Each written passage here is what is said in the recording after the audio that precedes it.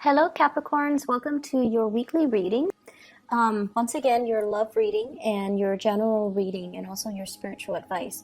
So I'm using a different deck. This is the Joie de Vivre deck. I haven't used it in a while and it's one of my favorites. So let's talk about this first card here. The energy that you bring to the table. We have the Death card. And the Death card, as a major arcana card, it signifies some major transformation in your relationships where the two of you, you and a partner, are moving on to a phase that looks a lot more stable, a lot more grounded, and a lot more, I want to say, even a better space, okay?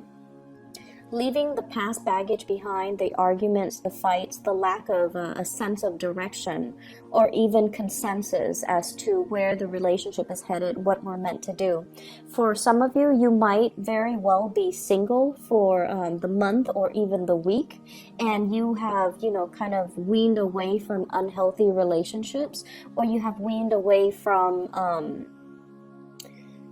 possibly relationship partners that might not have served you. So I feel like many of you are coming into this week with a renewed sense of purpose. And I keep seeing there's a lot of movement here with this card. And it signifies to me, no longer being naive about love and no longer feeling like, okay, as long as, we love each other, it's enough. I feel like many of you are taking into account the practical considerations of a love relationship. So with the Emperor, this might be the person that you're dealing with, okay? This is somebody, male or female, who is very settled in their career. They could be a leader. They could generate a lot of money. They have status and position, and a lot of people look up to them. So they are a leader in their field. A lot of the times, this is somebody who's very appearance conscious, reputation conscious, professionally. They're conscious about how they are seen by the world. They're conscious about the things that they do. And on the negative side, they can be very fixed and very stubborn in their ways. However, they always try to do the right thing. They always try to, walk the higher path of wisdom and truth. For many of you, this new change that is happening in your life could pertain to this person.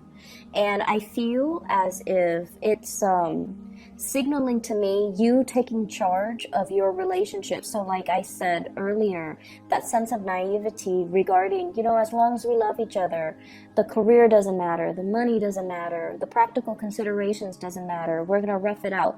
But coming into this week, there's a renewed sense of maturity when it comes to relationship, treating relationships, prioritizing relationship, treating it like something that you can be proud of, that you have to nurture, that it's delicate and fragile, and you have to treat it with kitty gloves, okay? So it's like prioritizing your relationship and taking charge and taking ownership. And I want to say, like, moving the relationship in the direction that you'd hope. And so what comes out next here is the Eight of Cups. And with this Eight of Cups, this is sailing over troubled waters, figuring out what works and what doesn't, so we can, move forward with what is really working us, to really uplift us rather than being weighed down by the things that are not working. So you're entering a new phase in your relationship where if you both have been fighting, or if there has been power, dominance issues, and, things like that, I feel like you're taking the higher road. You're taking like you're reaching a space of moral, like the moral high ground, and there's no more bickering. There's like smooth sailing forward, and there's a lot of movement ahead, okay? For some of you, we have here the Six of Cups. This is reconnecting with old friends and old lovers, and even a friend that can turn into a romantic partner. I feel like there will be messages. This is a blast from the past type of a card. Messages, communications from exes that you have moved away from, and because you're consciously making some really positive shifts in your life that are highly divinely guided, I feel like many of you are coming into this space where the past is reaching out to you. Whether you choose to re-engage, I feel like either way, it's making you quite happy. It's making you feel very appreciated, and I feel like there's going to be some type of a emotional gesture coming in from a person from your past, and they're going to express how pleased they are with you, or how they want to reconnect and how they want to reach out. Okay, so whether or not you choose to do that, that is up to you. For some of you, I feel almost like you're opening yourself up emotionally for this week. You're dealing with somebody that they seem really independent. They seem very stoic, self-possessed, and self-sufficient.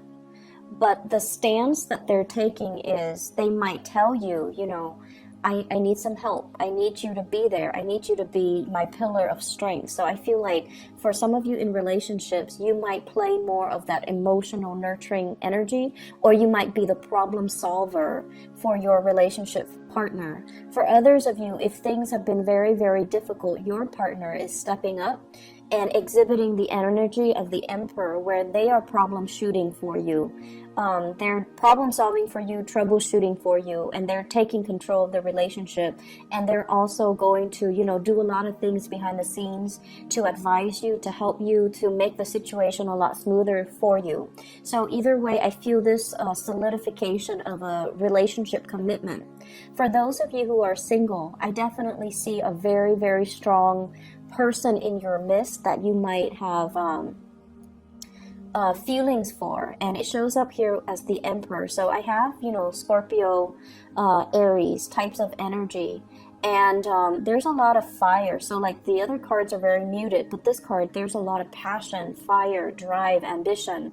You are interested in somebody, and naturally you're drawn to people like this, people who are honest, truthful, straight-laced, but underneath it, they have a lot of drive, a lot of personal ambition. They want to get things, moving for themselves. And there's a self-starter. So this is somebody who's very, very prominent in your midst. And I feel like there's going to be communication that will really bring to light what they're feeling about you, how they feel about you, and things like that, that will make you feel quite flattered and quite happy. So good for you, Capricorns. In other areas of your life, the first card that jumped out here, we have the Emperor showing up twice in two different decks. So this is your energy then. It is showing up here as taking care of practical responsibilities, having to, say no to certain people that are coming to you, and having to ask follow-up questions. So I feel as if some people might be coming to you with work responsibilities, and they don't know how to do things. They're coming to you with something like, I don't know how to do this. Can you help me do that? And the danger of that is, you can teach somebody, and that will teach them to be self-sufficient, so they never have to come to you again.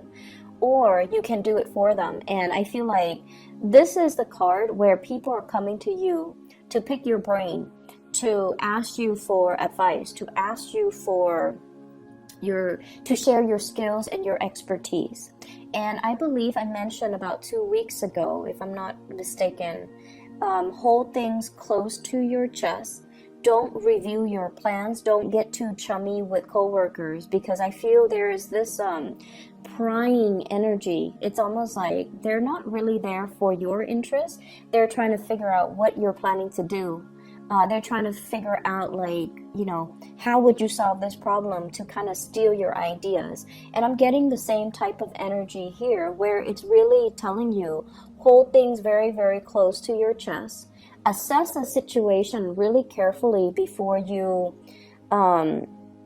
give yourself away. Okay, so whoever is coming at you, especially at work or even family members, and if they have a history of being very self-serving, or if they have hidden agendas, you really want to look at body language, look at their gestures, and try to assess if this is something that you need to help them with, or if this is something they can do on their own. So I feel like your energy is going to be very concentrated towards self-improvement, towards relationship sectors as well. And so you don't want to, allow the extra energy to dissipate to, I want to say, waste your energy or waste it on people who don't want to do things on them by themselves, and they expect you to kind of, solve all of their problems. So in the love relationship, you're taking a huge stance, you're stepping up, and you're solidifying your relationships. In the work environment as well, I feel like you're going to need to exercise some type of a loving detachment so that all these people coming at you don't wear out or don't, corrode your energy level. Okay, so I feel like it's going to be a busy week where you're being called upon as a consultant.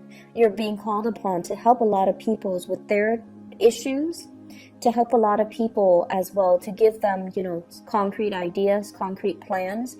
And so you're in a position where you are in very, very high demand. So be discriminate about what you're sharing with other people. You're also very visible, and a lot of people look up to you. So make sure that, I don't need to tell you guys this because, you guys are very solid and sturdy. But if people are coming to you and, like for mentorship, for example, and they're like, I don't know what to do. My life is, in disarray. Can you help me fix it?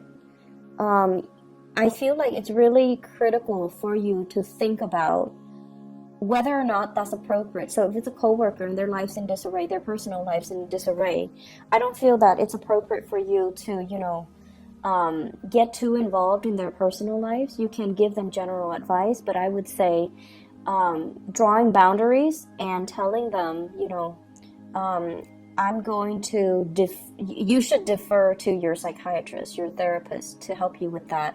I can only give you, professional advice. So learning to draw boundaries and learning to be firm with some people.